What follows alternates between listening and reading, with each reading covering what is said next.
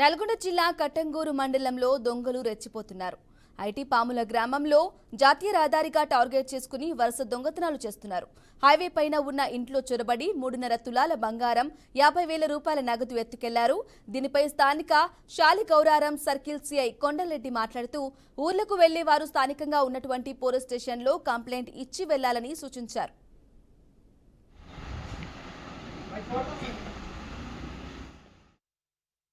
ఐటిపాముల విలేజ్లో ఒక డిఎస్బి జరిగిందని సమాచారం వచ్చింది. ఆ సమాచారం మేరకు ఈరోజు మేము ఒక సీన్ విజిట్ చేయడం జరిగింది.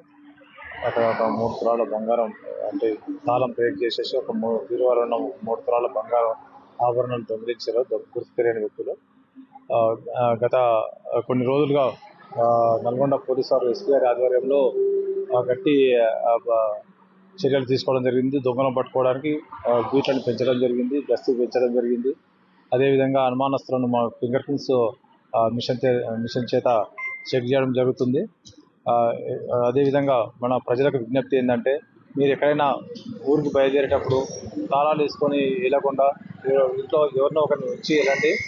అదేవిధంగా ఒకవేళ తాళాలు వేసుకొని వెళ్ళినట్లయితే అటు సమాచారాన్ని మీ కన్సర్న్ పోలీస్ స్టేషన్కి తెలియజేయండి.